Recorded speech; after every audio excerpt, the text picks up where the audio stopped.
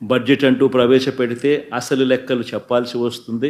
అసలు లెక్కలు ఎప్పుడైతే బడ్జెట్ రూపకంలో బయటికి వస్తాయో అప్పుడు చంద్రబాబు నాయుడు సూపర్ 6, సూపర్ 7 తాను చేసిన మోసాలు, తాను చెప్పిన అబద్ధాలు అన్నీ కూడా బయటికి రాక తప్పదు. బయటికి రాని తప్పని పరిస్థితులు ఉత్పన్నమవుతాయి. కాబట్టి బడ్జెట్ తాను ఏ రకంగా పెట్టకుండా పోస్ట్పోన్ చేస్తూ చిట్ట చివరకు తాను బడ్జెట్ ప్రవేశపెట్టడం, ఆ బడ్జెట్ ద్వారా తాను ఇంతవరకు చెప్తా వచ్చిన అబద్ధాలన్నీ కూడా అబద్ధాలుగా ప్రూవ్ అయిపోయి ఉన్న పరిస్థితులను కూడా లాస్ట్ ప్రెస్ కాన్ఫరెన్స్లో, లాస్ట్ ప్రెస్ మీట్లో సుదీర్ఘంగా కూడా ఎక్స్ప్లెయిన్ చేయడం జరిగింది. అంత సుదీర్ఘంగా కూడా చెప్పినా కూడా చంద్రబాబు నాయుడు గారిలో మార్పు ఉంటుందా? అస్సలు ఉండదు. నేను అబద్ధాలు ఇలాగే చెప్తాను, ఎందుకంటే నేను సూపర్ 6, సూపర్ 7 ఎగరగొట్టాలని డిసైడ్ చేసుకున్నాను, కాబట్టి నాకు జస్టిఫికేషన్ కావాలి అన్న ఒకే ఒక దృక్పథంతోనే చంద్రబాబు గారి అబద్ధాలన్నీ కూడా కొనసాగుతూ వస్తున్నాయి బడ్జెట్ ప్రవేశపెట్టినప్పటికీ కూడా. అందుకే మరొకసారి ఆయన మాట్లాడిన మాటల మేరకు, ఆయనకు సంబంధించిన ఆయన మంత్రివర్గ సభ్యులు, సహచరులు మాట్లాడిన మాటల్లో వాటిని కూడా అడ్రస్ చేస్తూ కొనసాగింపుగా ఇదే బడ్జెట్ ప్రసంగం మీద నా 2వ ప్రెస్ మీట్ కూడా జరగబోతా ఉంది.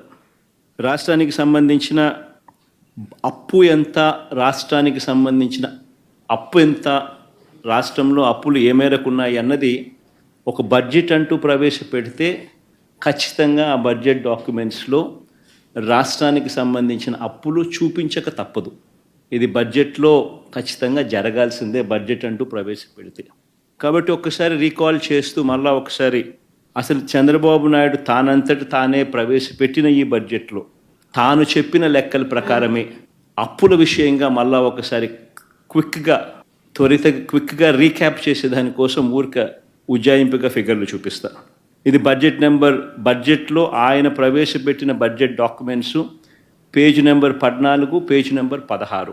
ఈ 2 పేజీలు ఒకసారి చూసినట్టయితే ఆయన ప్రవేశపెట్టిన ఈ బడ్జెట్ డాక్యుమెంట్లోనే రాష్ట్రానికి సంబంధించిన అప్పులు 2018-19 సంవత్సరం అంటే తన చివరి సంవత్సరం నాటికి తాను చూపించిన బడ్జెట్ డాక్యుమెంట్ ప్రకారమే అప్పులు 2,57,000 కోట్లు తాను దిగిపోయే సమయానికి అప్పులు ఉన్నాయి అని తానంతటి తానే చూపించాడు. అంటే public debt out standing.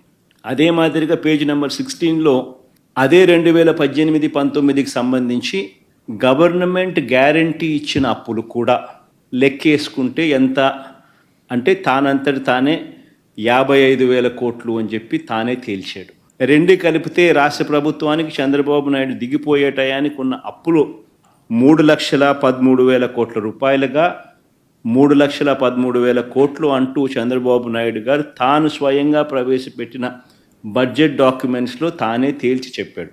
Page number 14, page number 16 తాను ప్రవేశపెట్టిన బడ్జెట్ డాక్యుమెంట్లలో ఇదే అప్పును 2024-25 అంటే మా వైఎస్ఆర్సీపీ ప్రభుత్వం దిగిపోయే నాటికి రాష్ట్రంలో ఎంత అప్పులు ఉన్నాయి అని చెప్పి తానే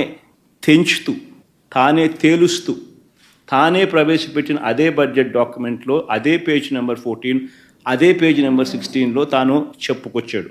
2023-24 అంటే మన ప్రభుత్వం వైఎస్ఆర్సీపీ ప్రభుత్వం దిగిపోయే నాటికి ఉన్న అప్పులు 4,91,000 కోట్లకు ఎగబాకాయని, అదే రకంగా ప్రభుత్వం గ్యారంటీ ఇచ్చిన అప్పులు 1,54,000 కోట్లకు ఎగబాకాయని, 2 కలిపితే 2023-24 సంవత్సరం అంటే వైఎస్ఆర్సీపీ ప్రభుత్వం దిగిపోయే నాటికి 6,46,000 కోట్ల రూపాయలని చెప్పి తానే తేల్చాడు.